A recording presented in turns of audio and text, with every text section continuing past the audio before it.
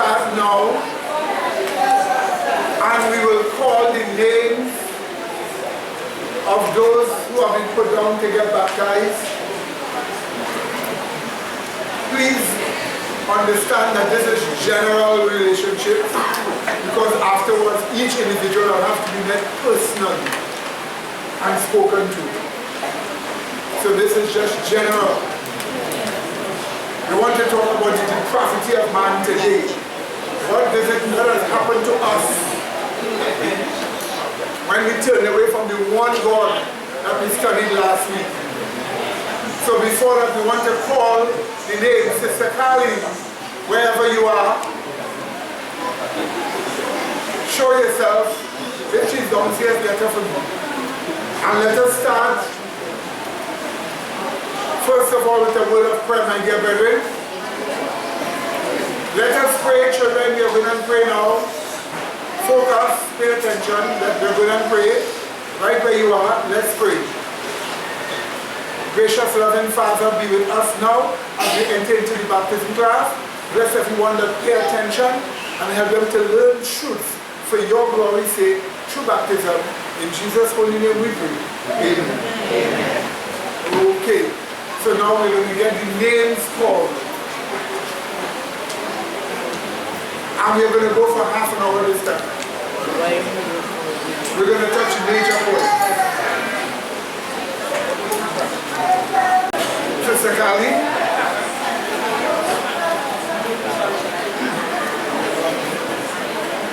Okay.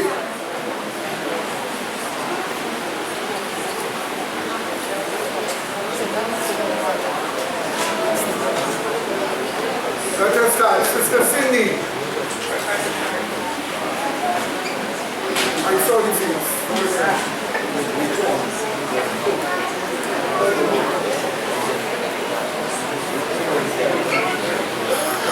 Brother Reynolds Paul. That's it. Brother Gavin Douglas.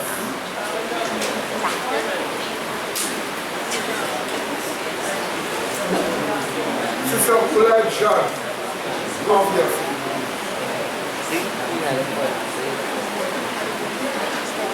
Sister Lisa Granger Douglas.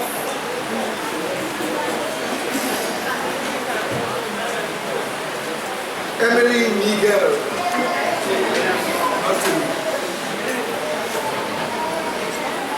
Darian Cheney.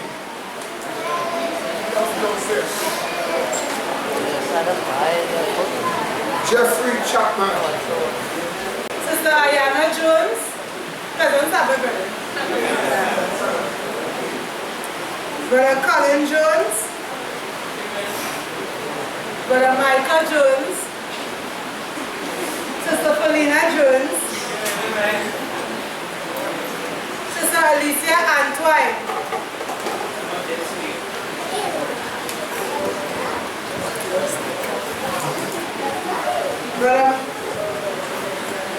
Brother Marcus Sandiford.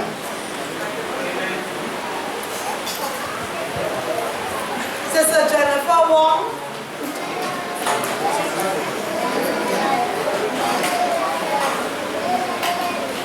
Sister Dolores Gota. Sister Leslie Ann Alexis.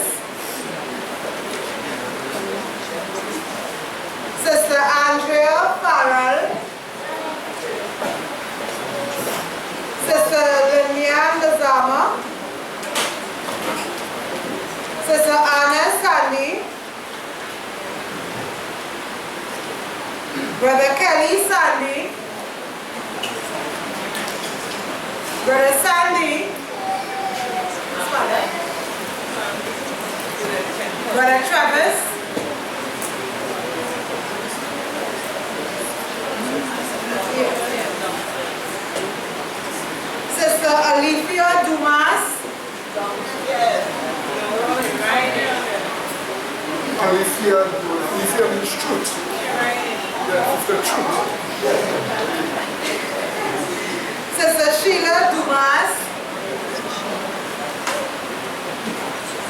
Isaiah.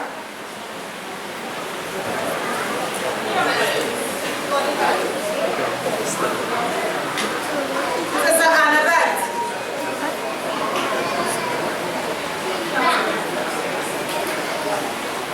Sister Ornella. Sister Shavani. Brother Dalton. Brother Taj. Sister Faith.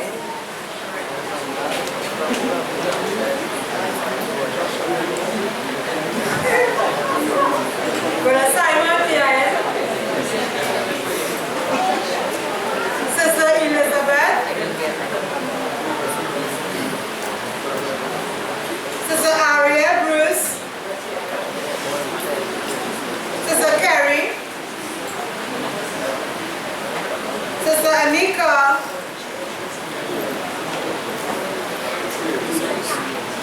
Brother Trent. Brother Israel. Brother Hamilton. Brother Franz Leon. Sister Jacinta Wallace. Brother Sister Janice Farrell.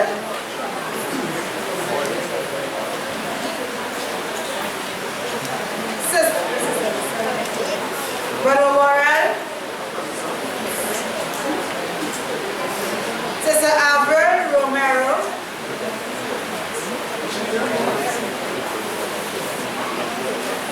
Brother Samuel Ogis.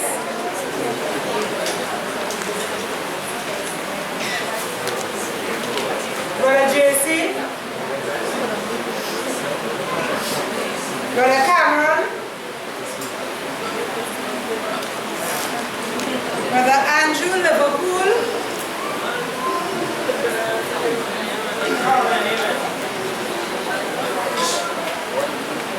Brother Lorenzo.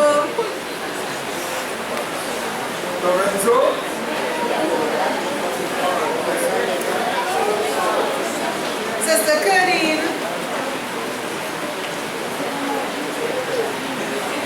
Sister Siobhan Adams. Sister Cheyenne Adams.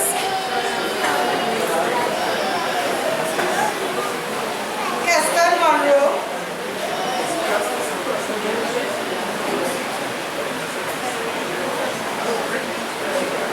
Sister Alicia Antoine. Sister Megan Evans.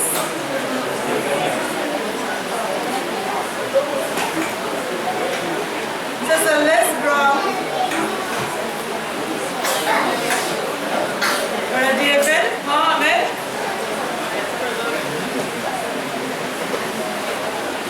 Sister Brittany Maslin.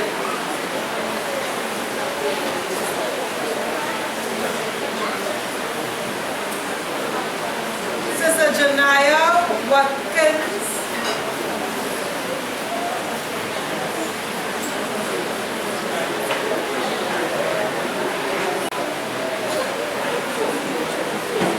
Okay, my dear brethren, and as such, 3 persons here will be working with me. They will quote the scriptures.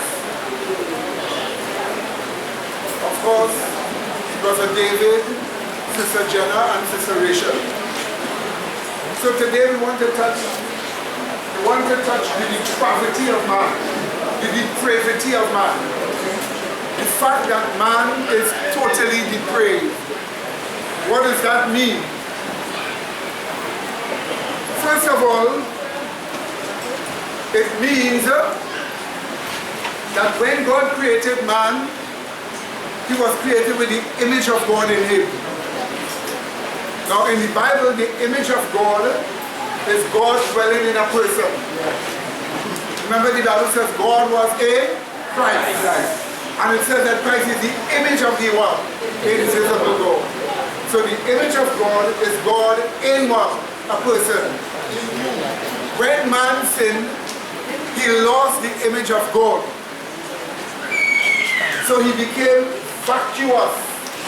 And the word vacuous means what? Empty. Empty of what? Of God. No human being should be walking around empty of God. People are selfish. People are corrupt because they do not have God dwelling in them. And you must judge yourself, especially you baptismal candidates. Do you feel comfortable walking around knowing that God is not in you? If you are walking around with God not being in you, you are then what? Vacuous. And that means empty of God. Is that understood? So, let us first start off showing that man became vacuous or emptied of God. First of all, turn with me to Ephesians chapter 2.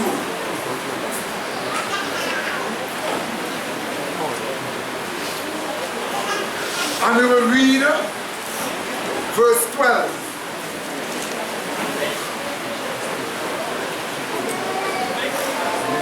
Brother David. Now those of you, just those of you who are getting baptized, you yourself must be reading these scriptures. You must pay attention to these scriptures. Alright, so let's continue. Ephesians chapter 2 and verse 12. Ephesians chapter 2 and verse 12. Read it first. It says that at that time you were without Christ, being aliens from the commonwealth of Israel and strangers from the covenant of promise, having no hope and without God in the world. Notice what you just read here. Let me repeat it for you. That at that time you were without Christ, being aliens from the commonwealth of Israel and strangers from the covenant of promise, having no hope and without God where? In the world. When man rejected God, when he was tempted by the devil, as he rejected God, he was without God. So when you and I are born, we are born of parents that do not have God, and we too do not have God in us. So the first problem of man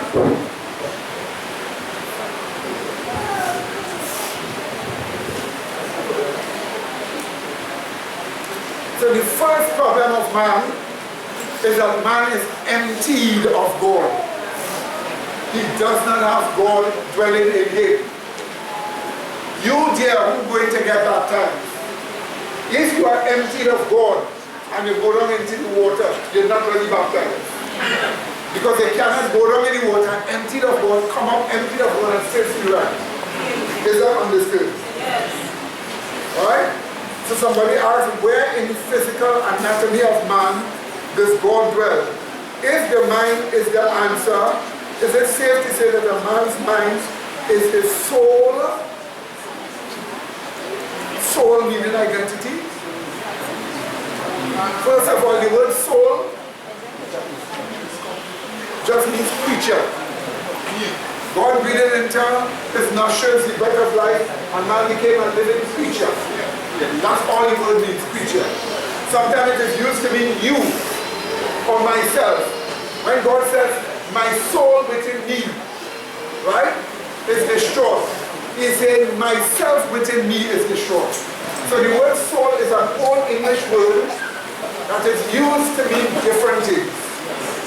One thing, don't say your soul is your identity, because people think that their identity floats around in the cosmos from the soul leaving them.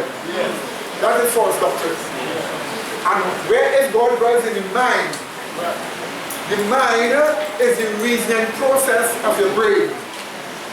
God supposed to dwell in your mind as an experience through the Holy Spirit. And God dwelling in your mind as an experience through the Holy Spirit, that is not your identity to say that is a soul.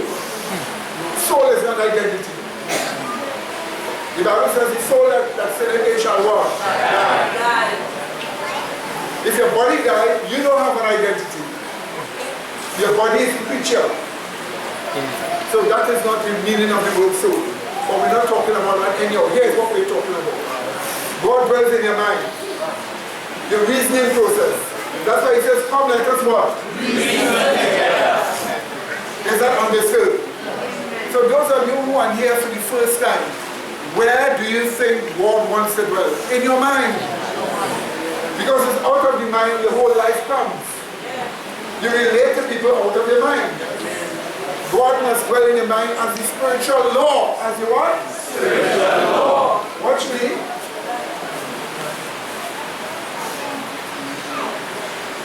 She asked him, what does your identity mean? Do you know who am I? Who am I? Brother who? Brother Naira. How do you know? You hear? You see me and you hear my name. Little things say, little things are. See me and you hear my name, so you know I'm Brother Medina. Watch me. That's my identity. My identity is Brother Medina plus the purpose I am fulfilling. You want your identity, you have to know why God wants you to live. When you know why you want you to live, then you know your identity. Okay? Good. You put up your hand together like that? Okay. So if you don't have God in you, you cannot live right. What did I just say?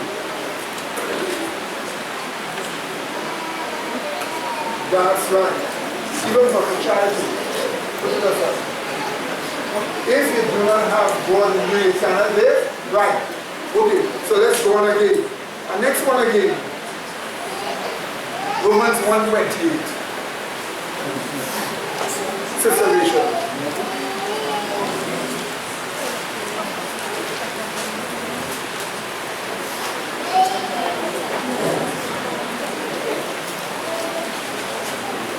Romans 1:28.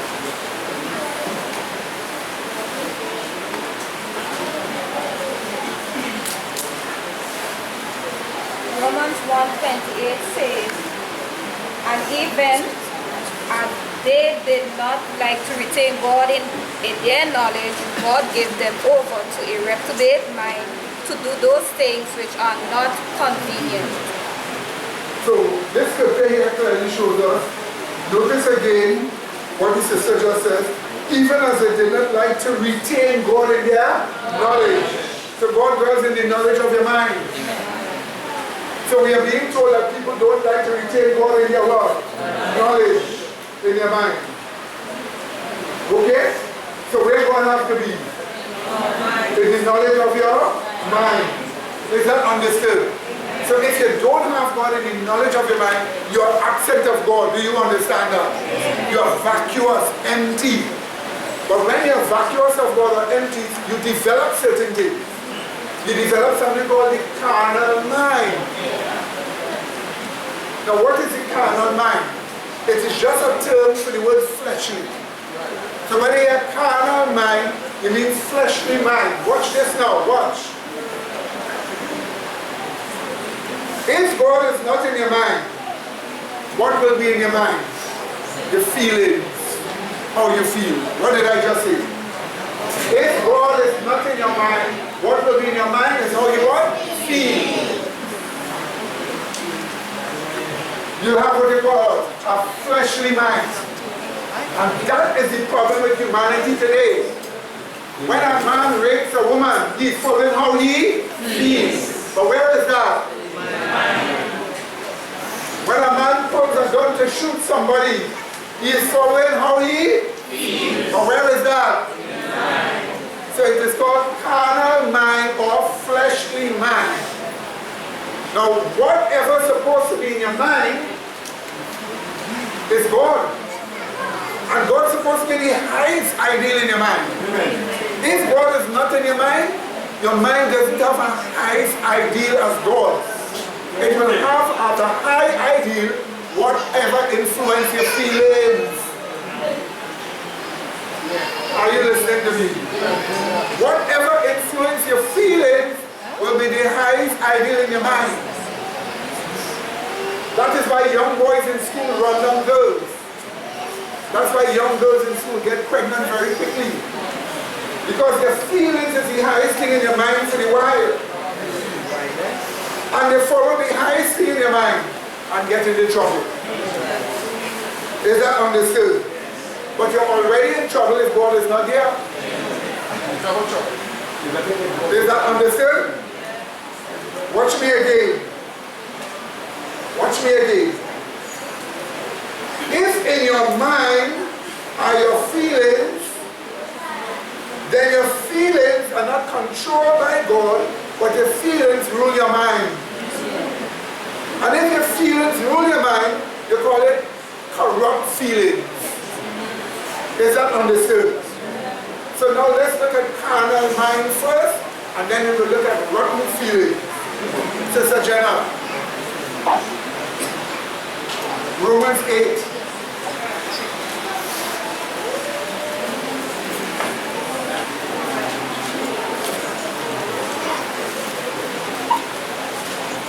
I'm going to look at 5 to 8. Now, those of you who are getting baptized, pay careful attention to the scriptures that are being read. Verse 5 first. Now the children right here next to me, they too are reading and listening carefully. So if you don't have something to read, listen to me and listen by reading and watching. Let's go ahead. Romans chapter 8, verse 5 to 8 says, for they that are after the flesh do mind the things of the flesh. Hold on. For they that are after the what? Flesh. Do what? Mind the things of the flesh. That's right. Could you imagine walking in Port of Spain and seeing about 5,000 people walking up and down and all they're doing is minding the flesh? Hardly a person doing something there for God. They're all just walking after the flesh. That's why they dress so bad. That's right. Because to some, the short thing so pleases the flesh. And to some, the see-through thing pleases the flesh. And as for the man, for some, the pants almost done pleases the flesh. So there's a set of fleshy people walking up and down. When a little child misbehaving, when a little child is misbehaving and giving trouble, it's the flesh they're following. They're not following God. It's not God telling them to misbehave. It's their own feelings. But they are minded, watch me, minded means keeping your mind on your feelings. So they say, well, you are after the flesh because you're keeping your mind on your feelings. That is a person empty of God. Watch again. For they that are after the flesh do mind the things of the flesh, but they that are after the Spirit, the things of the Spirit. For to be carnally minded is death, but to be spiritually minded is life and peace. Stop there. For to be carnally minded is? Yes. So that means once your mind is following your feelings, you're spiritually dead. Yeah. Not physically, because you're still walking, right? But you're spiritually dead. So a lot of people are spiritually dead. Let me tell you something. Check this out. If you are emptied of God, then it is your feelings ruling your flesh. And if your feelings are ruling your flesh, then you are dead spiritually. To be carnally minded is dead. That's what's going on. Do you know what it means to be spiritually dead? Let me tell you what it means to be spiritually dead. Those of you who are going to get baptized. To be spiritually dead means you wake up in the morning and you don't have a desire to study your Bible. You don't have a desire to pray. You know what it means to be spiritually dead? To be spiritually dead is the first thing you seek to please is your feelings. Because you don't want to please God. You're interested in your feelings. You're not interested in God. So that is the reason why to be fleshly minded is dead. You're spiritually dead. Go ahead. Because the carnal mind is enmity against God, for it is not subject to the law of God, neither indeed can be. Right, hold on. So the carnal mind is not subject to the law of God. If you have a mind following your feelings, you don't want to obey the law of God. So you tell the child, read the Bible. But the child wants to run and play. You bring them back again, read the Bible, you take them, you do a little quick reading, look and see the word, and then run and play. Because you see, that mind that is following that feeling doesn't want to obey the law of God. And that is the problem now. Where are some of the little boys here? Some of the little boys here, watch me now. Some of the little boys here getting baptized, watch me now. Some of the little boys here getting baptized, watch me now. Watch me, watch my face. If you decide to follow your feelings, you will give trouble. You give trouble when you follow your feelings. Because when you follow your feelings, you're not going to follow the law of God. So the carnal mind is not subject to the law of God. In other words, the carnal mind does not obey the law of God. If you're carnally minded, you will not obey the law of God. And that is the depravity of man. That's how depraved we are. Because once you have that fleshly mind, that mind that has the flesh as the ideal, you will not keep the law of God. It's your feelings you will follow. Human beings are feelings driven. Until they become converted and they are faith driven. Last piece. Verse 8 says, so then they that are in the flesh cannot please God. So those that are in the flesh cannot what? Please God. So if you, those of you who are getting baptized, in the flesh means the flesh is in your mind. In the flesh means in your mind, you're following your own flesh. You're following your own feelings. If you're doing that, you cannot what? Please God. You cannot what? Please God. Now let us look at it a different way now. Ezekiel 14. Let's look at it a different way.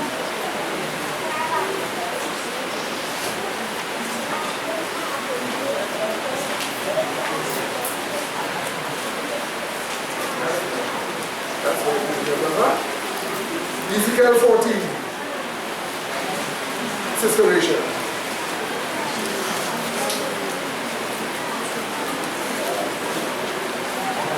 Verse 3 for us. Verse 3.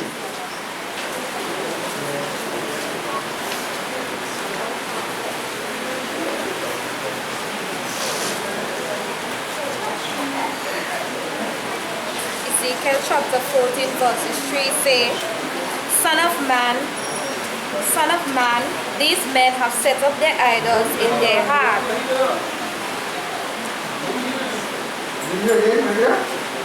Son of man, these men have set up their idols in their heart and put the stumbling block of their iniquity before their face. Should I be inquired of at all by them? Right, amen. But let me just read this part here again. Set up idols where? Yes. Now it's the same thing, the stumbling block of your iniquity before your face. That's the same thing. Because what is in your mind is what you're looking at before your face all the time. But let's just deal with it. Idols in your heart. If you're only for a child, those of you who go and get baptized, if you're only following your feelings, what is your idol? Your feelings. It is idols in your heart. So the wrong feelings that you're following, that feelings is the idols that is where? In your heart. But you must remember, everything dwells in the mind in the form of a knowledge.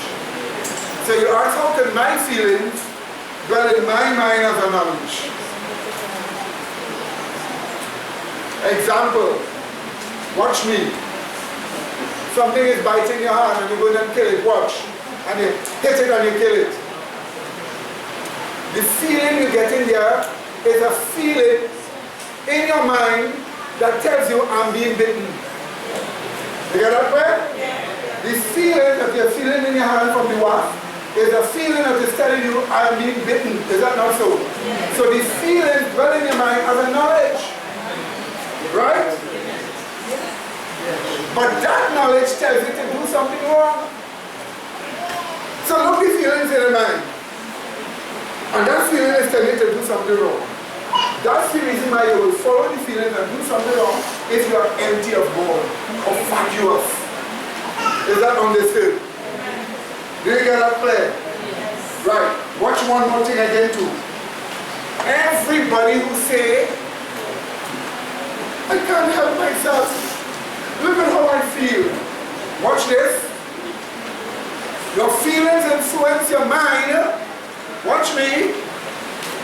Your feelings influence your mind, but that feelings come from your mind.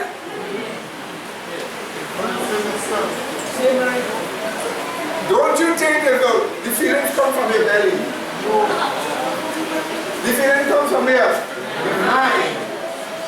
In other words, the feelings influencing your mind, feelings in your body influencing your mind because it comes from your what? Your mind. But do you know why those feelings run riot in your mind?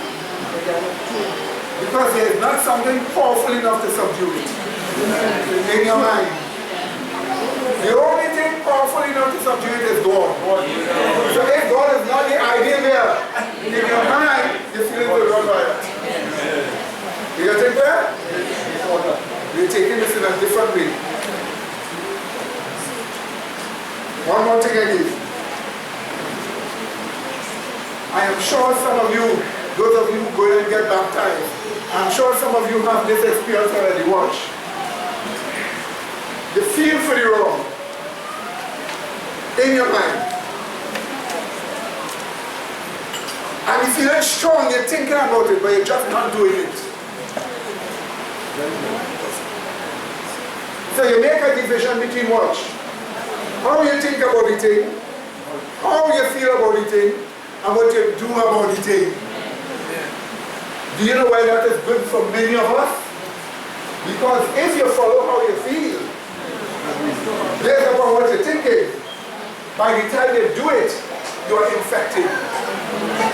So if even so you feel in your mind that way, and you think to do it, and you just don't do it, it's still better than if you do the wrong. Because when you do the wrong, you may not escape the results. What does this show you? That when you are depraved, your depravity is not only, watch me, when you are depraved, your depravity is not only what is in your mind, the idol, how you feel, but also doing the wrong. Is that understood? This means to say that it is your duty to not do the wrong. Because doing it itself is still depravity. Watch me, when a man killing somebody so, that is what doing up, isn't it? Isn't it depravity? Yes. Is it feelings in his mind? Yes. Does he have the feelings as the idols in his mind? Yes. Did it start from his mind? Yes. That is what it means to be factors of God. And that is what you don't want. When you say you're following Christ, those who are following Christ live different to that.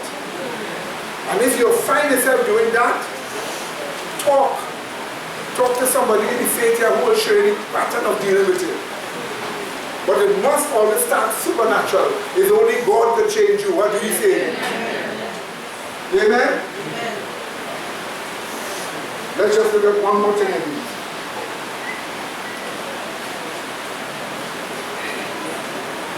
You say, but brother, look at me. 14 years old and I'm feeling things in me I never do. Where did it come from? Was I born that way? We call that biological inheritance. It means in your body, you inherited a body that is operated with feelings. above knowledge of the truth. But not just only were you born without God, since you're born without God, that is expected to happen. And that is the only kind of body you will inherit from your parents. That's why they say you'll be praying. Yes, my dear.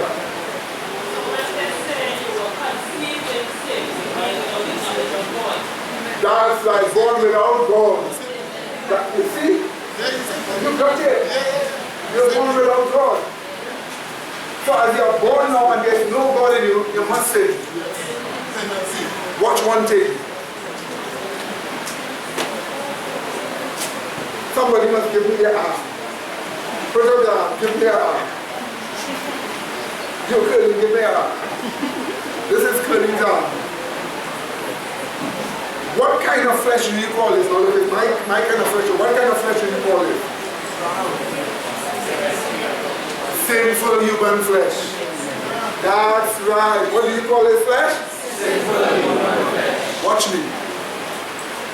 Do not mistake what the term sinful human flesh means. Because sinful human flesh is not an excuse for sin. Romans chapter 8 and verse 3. Romans chapter 8 and verse 3. Sister Jenna?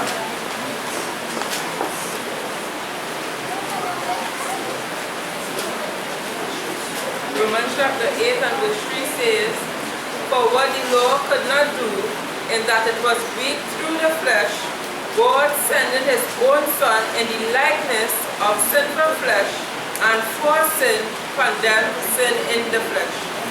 The part of that verse you want to emphasize on. God sending his Son how? In the likeness of sinful flesh. Now those of you who are getting baptized, don't let the theologians fool you. Hear what the theologians will tell you.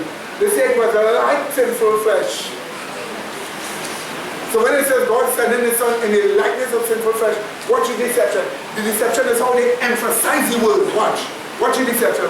Oh, Jesus came in the likeness of sinful flesh. But that is not sinful flesh.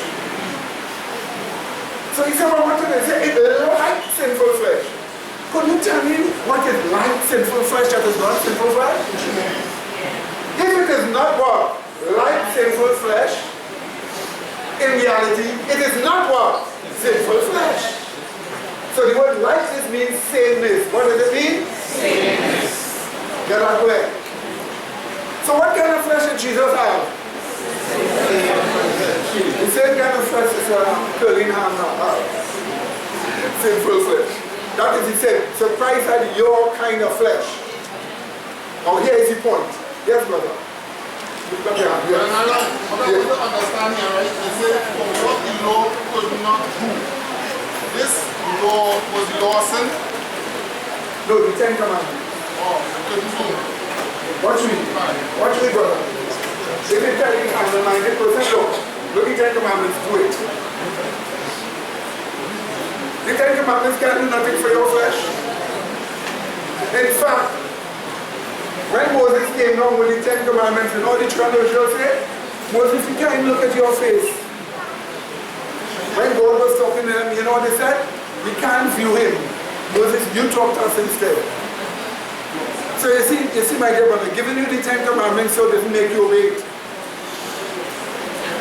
You see, when you read things like that, that is how the Jews used to think, but our situation is different to the Jews today.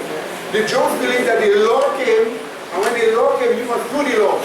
The Jews had the law as God, not the spiritual law. The do and the don'ts, they had that as God. And they think that came, and they just had to do it and they're righteous. But God says, what the law could not do, it was weak through the flesh.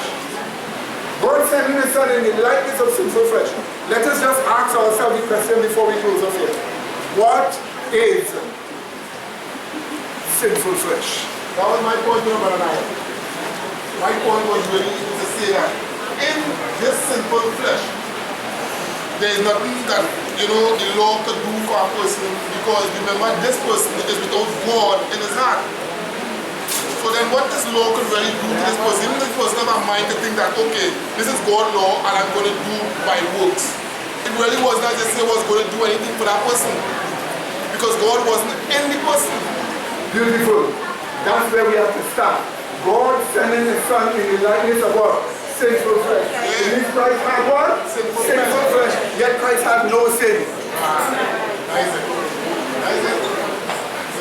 Did you see that? Yes. Christ had what?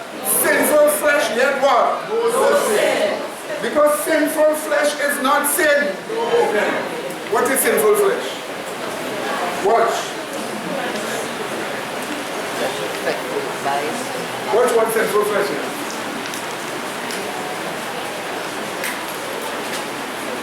I'm going to try to make clean sin with my flesh. I'm going to take sin out of it. Could it work? No. So sinful flesh is not flesh that has sin flowing in it. So that's why when they catch the blood and they put the blood and feed it to somebody in the hospital, they don't catch sin from the blood. You understand? Because sin is not a virus in the flesh. You see, if your little child next to you doesn't choose to do wrong, they didn't do wrong. It must start with a choice. What do you say? And some people say, well, I have no choice. Even though you're born without God, you're still exercising choice. But it's a deceived choice. So watch me now. So since I can't take sin out of the flesh, it means sin is not flowing in the flesh. But let's look at another comparison. Put up your hand. Which one bigger? Grab me. Grab my hand. Which one stronger? That's right. In other words, watch me. Hold up your hand. Sinful flesh is flesh affected by sin, not infected with sin. Did you get that there? It is flesh with what? Affected by sin, not what? Infected. That's why I can keep on my hand longer than hers. Yes, my dear brother.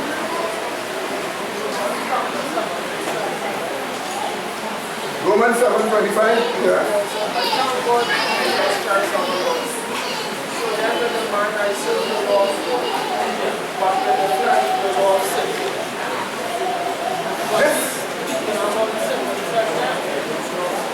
This in Romans here is something completely different. Paul is speaking in Romans 7 as a Pharisee. A Pharisee uses his mind to obey the law of God. But he still has problems in his flesh. Because of problems in his flesh, he's disobeying the law of sin. So he is saying here, with my mind I am in conformity, but I'm still sinning. Right? That's like, oh wretched man that I am, who shall deliver me from this body of death? The body that doesn't have God in it. So with your mind, you're just following the law of Pharisee. But with the flesh, it's still the law. That's something different altogether. So is it the passion that is flowing? Right, the passion flowing in the flesh. Watch me now. Coming to you right now with the middle. The passion flowing in the flesh happens because you have sinful flesh.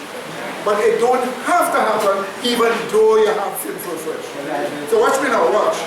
Watch me now. Let's just say wrath in this flesh. The passions of wrath flowing here. Unreasonable anger, right? It's flowing in this flesh. But I can't take it out and do anything. So the emotions of wrath is here. That is wrong. But the same flesh exists when you are stopped. Do you understand what I'm saying? So in other words, you no longer have the wrath, you're converted, but you still have the same flesh. So it could flow in your flesh, the wrath. But sinful flesh is not that. Wrath could flow in your sinful flesh. If your flesh was different, you wouldn't even have, if your flesh was holy flesh, you wasn't even going to have the wrath flowing. But it wasn't going to be weak like mine also. So here's the real point. Coming back now, listen to me again. sinful flesh is flesh affected by sin, not infected what? With sin. Do you get that clear? Do you get that clear? It is affected by sin because it is weak. It's weak flesh all of us have. Weakness in appetite. Some of you can't see a pizza without eating it. And some of you it's lasagna only all the and in weight. You know why? Because of the wrong values in the mind and because of the appetite in the flesh. But the appetite in the flesh don't have to fall. You don't have to be greedy in your flesh. If you bring 4 lasagnas to me, I'll tell you I'm not eating all 4. I might just eat 1. And if that one is too much, devil will tell you I am not finishing the whole thing. You understand what I'm telling you about? So you see, I have this flesh. The flesh has been affected by sin, not infected what? With sin. But at the same time, that flesh could have wrong feelings flowing in it. So watch me, watch me. Make a difference between, I'm coming to you now, brother. Make a difference between what? Watch me. Are you listening to my words? Yes. All of those who go in and get baptized, listen to this. Make a difference between sinful flesh with sin and sinful flesh without sin. Which one do you want to have? Sinful flesh without sin. That's right. Yes, who are behind us?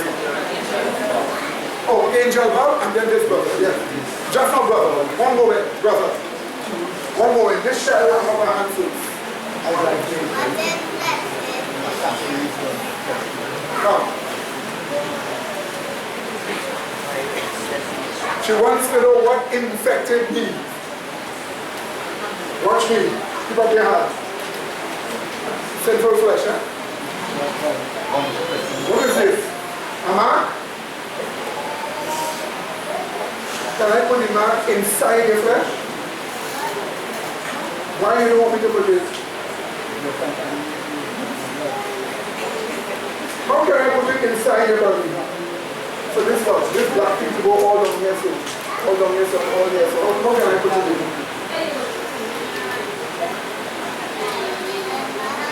Alright. It reach here? Where is it? That's right, it's here. So it means to say your flesh has been affected by it. But this didn't go where? In your flesh.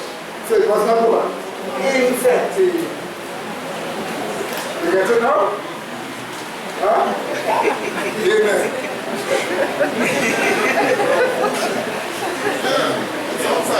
Brother. If you look at Hebrews chapter 4, verse 15. Hebrews 4:15. Then we will stop.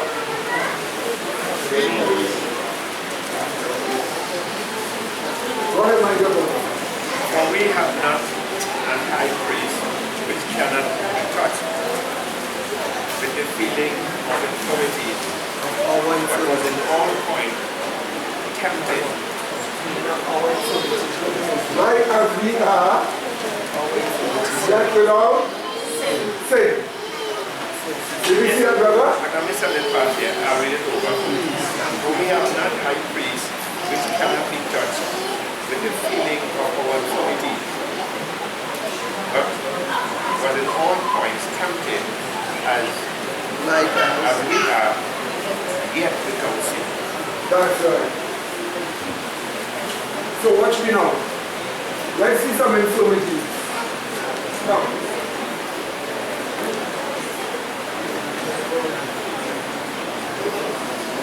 We're going to put in an infirmity here. Put your hand out. Put out your hand. Hold this before. No, with 2 of your fingers. Right, and hold it up. Go higher. Leave it so. Let's see some infirmity. Don't stop.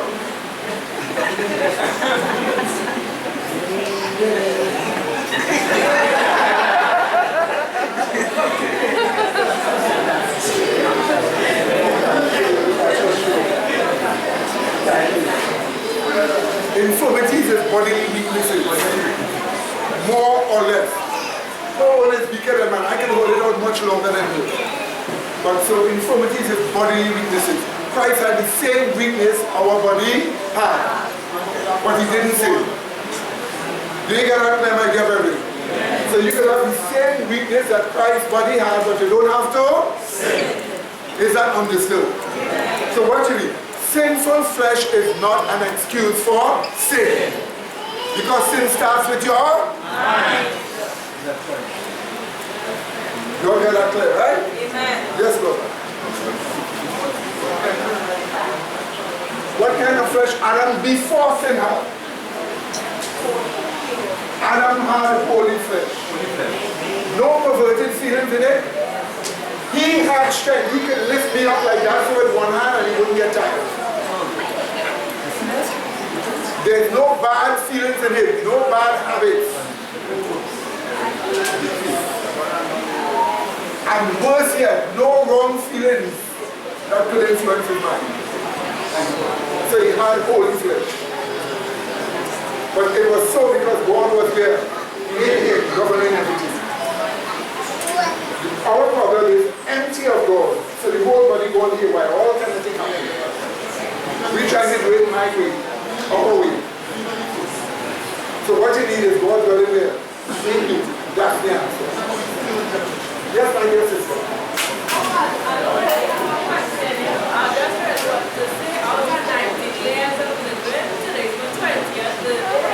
And I would say this is the best good they have because I'm trying to get to know the truth.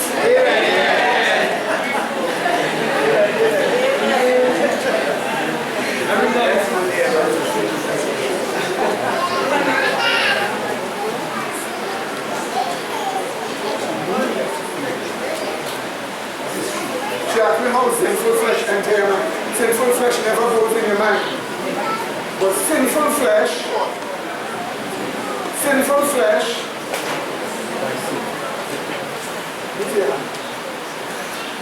where you going?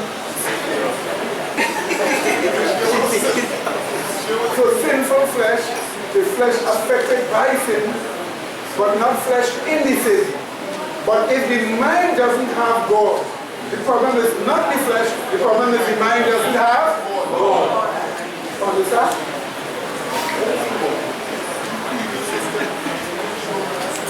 So my dear brethren, I will have to stop now, but we will talk about this further. Let me say this to those of you who are getting baptized. If you want to find out what our problem is once we are not converted, it is the absence of God in you. Did you see that? It is the absence of God in you. If there is no God in you, do you know what that means? That God made your body to only operate with Him as the ruler in it. So if God is not the ruler in your body, you will do anything wrong. So you know what's the problem with banditry and governments and so on? No God in the people. What's wrong with CNN? No God in them.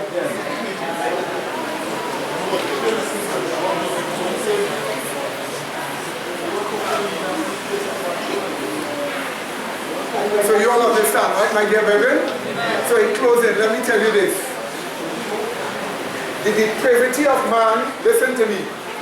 The depravity of man is boiled down to this. No God where? So therefore he has the and he has the feelings, and he does what? Wrong words. Is that understood? Is that understood? That is the problem with man. So that is the reason why, watch me now, watch. If God justify you, he can't remain outside. Because he will still be in sin. What did he say? So any religion, watch me, watch. You know what's the problem with the Adventist church? They tell you when God justify you, God's still outside. Christ forever knocking. Come in. That's lukewarm. If God justifies, where is he supposed to be? Where? That's the answer. Is that understood? So here is one. Next week we want to talk a little more about the depravity of man in a different way. we're going to ask ourselves, what did God do about that? Let me just warn all of you who are going to get baptized here.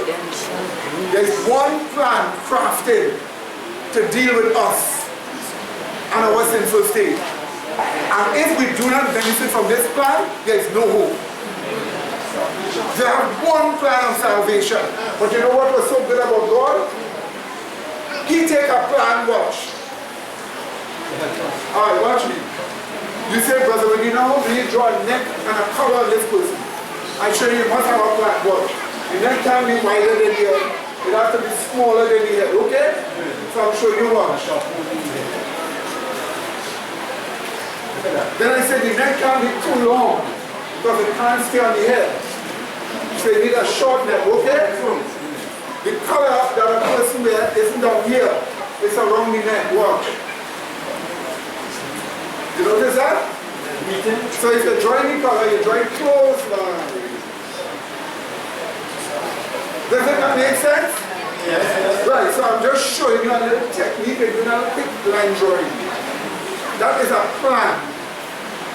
The good thing about God is that He takes the plan to correct us, come in it as a character. Watch this. He takes the plan to correct us, come in it on the earth as a character, until you love me. So when you love Him, you're loving the plan. Called the plan of salvation in Tuesday, this is why I call it the plan of redemption. Same thing. Amen, brethren?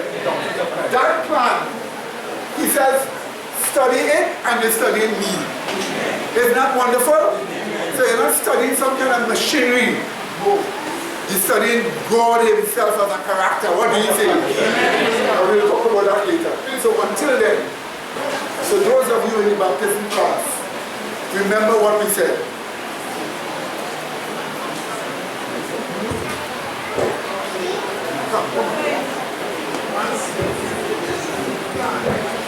What did you say? Can I share my shoe?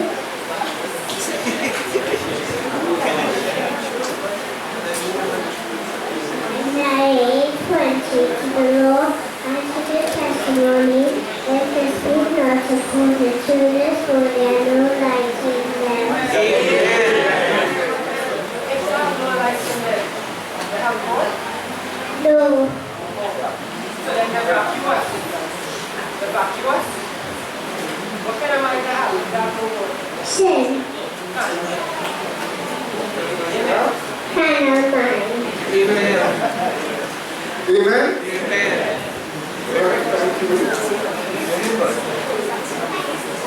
So one more thing again too. From now on, as I said, all those small ones in the baptism class, Sister Jenna will be seen about it. And I will come in the class with you too. At a certain point in time to make sure you get the right teaching. To make sure you're learning. Okay? Okay, children? Yes. Janaya, you want to say something quickly because you have to stop at the bottom. Your name is? Brother Medina? What is your name? Janaya. What do you want to tell us? What? She wants to tell us a text. Tell us the text. Moreover, also I gather myself to be infirmity and that they might know that I am Yahweh and sent for them.